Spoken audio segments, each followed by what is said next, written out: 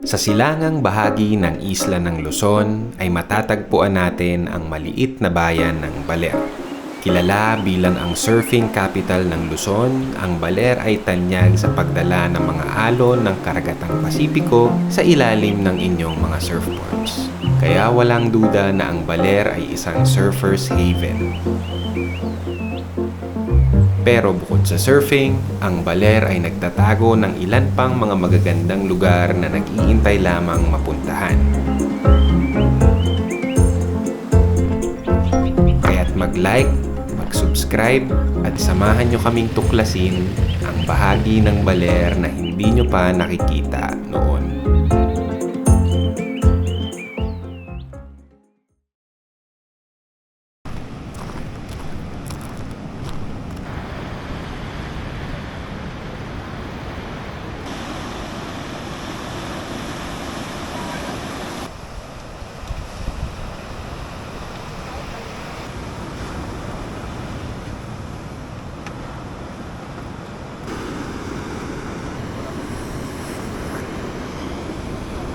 Yo, good morning guys. It's already 7 a.m. So pupunta kami dun sa Discalarin Cove.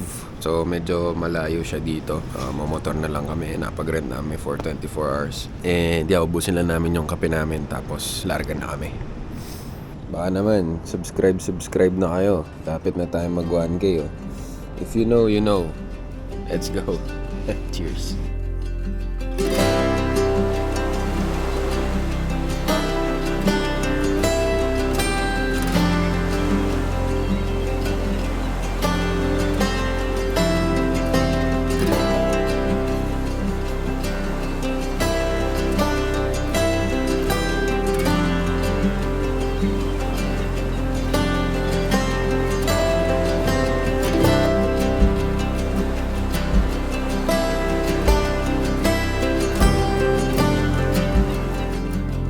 Let us go to Discalarin Cove.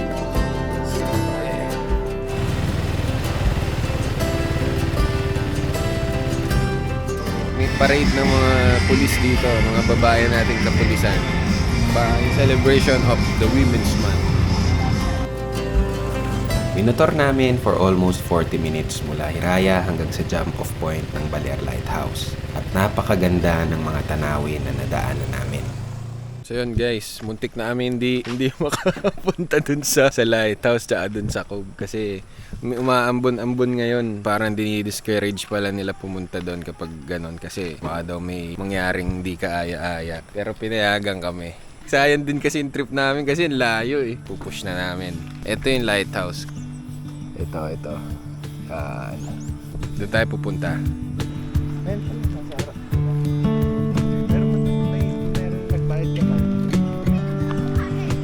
Namiss ko yung mga gantong yung mga gantong terrain yung bato lang yung tatapakan mo. Mahigpit nilang ipinagbabawal ang pagkakalat or anything of the sort para mapreserba ang natural na ganda ng lugar na ito hanggang sa susunod pang mga henerasyon. Uy, grabe, ang ganda ng viewpoint. Ganda guys, ang laki ng lahat. Hindi nyo kita yung pagkalaki sa camera pero pag nandito kayo, sobrang vast.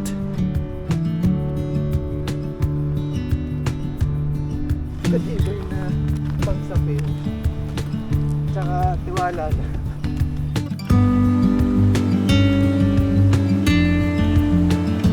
Ang Baler Lighthouse ay nagsisilbing palatandaan para sa marine navigation at mga mangingisda na bumabaybay sa dalampasigan ng Aurora. Bagamat napakaganda ng tanawin na ito, hindi ito masyadong napupuntahan ng mga turista dahil nga naman sa lokasyon kung nasan ito. But to have been here is definitely one for the books as we were amazed by the stunning view and natural beauty of this landscape.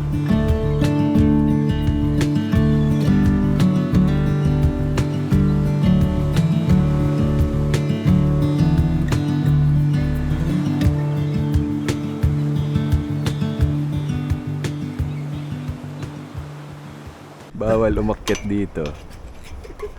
Ayan. Kitang-kita nyo.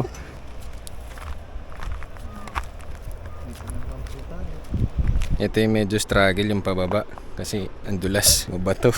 Ingat-ingat na lang.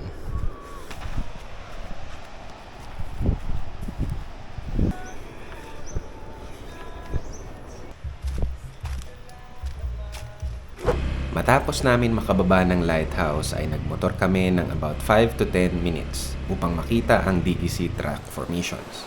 Dito kami bumaba sa Amco Digisit Resort at dito pa lang ay ramdam na namin ang simoy at vibe ng karagatang Pasipiko.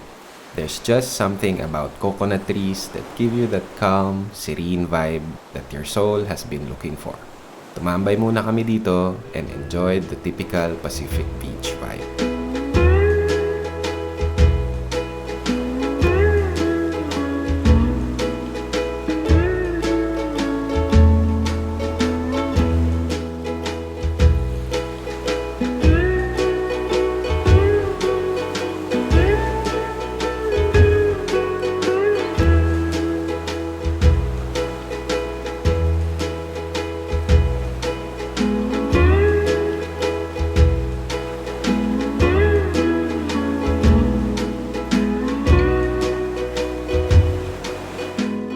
On the way kami now sa fishing port ng Baler, second to the last destination siguro kasi lobat na yung drone ko, wala akong extra battery. Kami doon, bahala na. RJ po, sir. Yes, boss. Saan po? Yun sa Ermita. Around 15 minutes away from Digisit Rock Formations ay ang fish port ng Baler.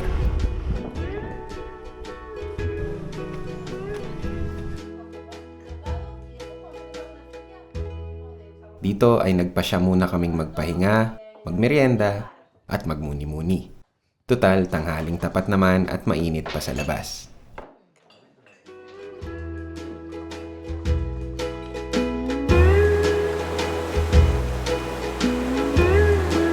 Baler Fish Port is an integral part of Baler's cultural heritage, reflecting the town's deep connection to the sea and its maritime traditions. Nagsisilbi tong primary hub para sa mga mangingisda kung saan nila dinidispatsa ang kanilang mga huli araw-araw na sinusupply naman direkta sa palengke. The fish port supports the livelihood of many local families, from fishermen to market vendors and other related businesses, contributing significantly to the local economy.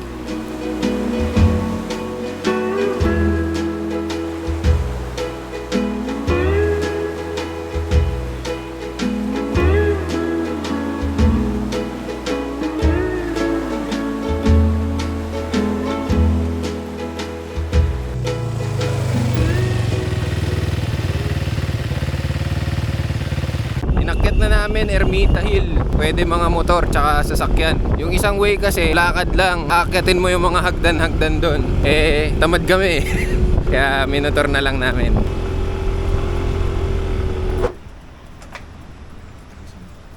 Ang Ermita Hill ay nasa taas ng isang burol.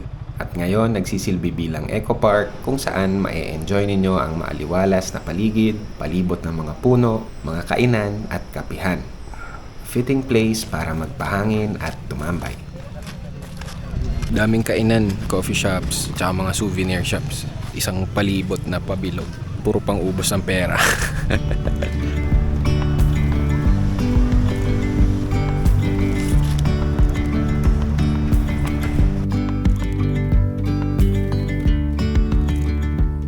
Sa tuktok nito ay makikita nyo rin ang panoramic view ng buong Pacific Coast ng Baler.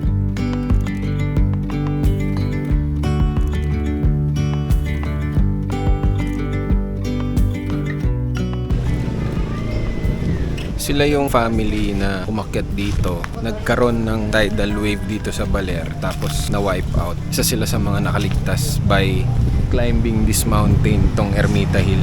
Kung nasan tayo kanina, yung tuktok nun, doon sila nagpunta para makaligtas doon sa tidal wave.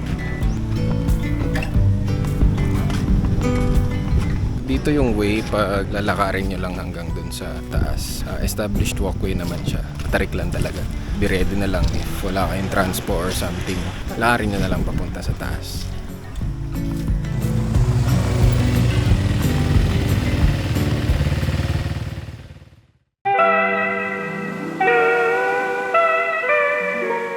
Dito na kami sa abi namin.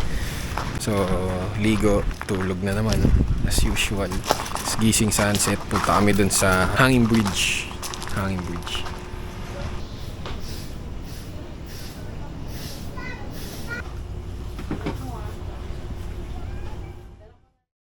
Alrighty guys, punta ngayon tayo sa Zabali Hanging Bridge.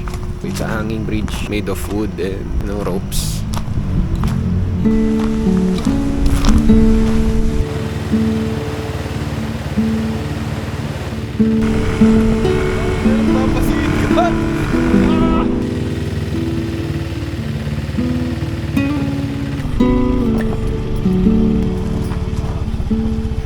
Dito na kami sa Hanging Bridge of Zabali. Tahimik. Ang tahimik pala dito. Hanging bridge. Hi, Baler.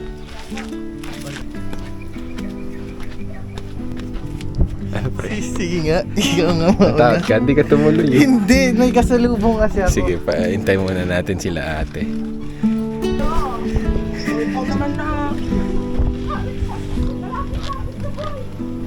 The feeling is legit. Ang galaw.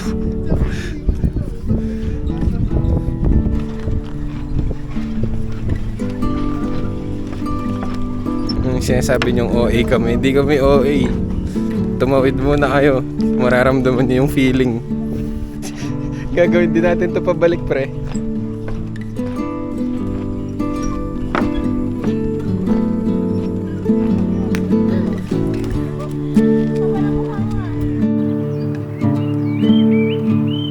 Ang Zabali Hanging Bridge ay sumusukat ng 120 meters o 394 feet na tumutulay sa ilog ng Tibig at Sabang. Nagsisilbi ito bilang footbridge para sa mga lokal sa kanilang pang-araw-araw na buhay. Kadalasang may mga turista dito na pumupunta upang maka-experience tumawid sa traditional na hanging bridge na may kaakit-akit na tanawin. At syempre, isa na kami roon.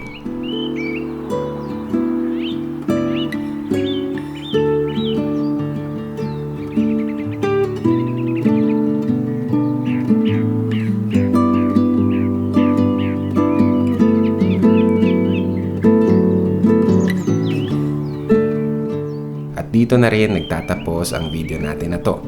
Sana ay nakapagbigay kami ng kasiyahan, impormasyon at ideya para sa inyong mga nagbabalak pumasyal sa Baler. May video na naman Ito na naman yung Grab driver. Tamputin, may naiwan ako yung wallet. Hanggang sa muling lakbay natin. Maraming salamat po sa panonood.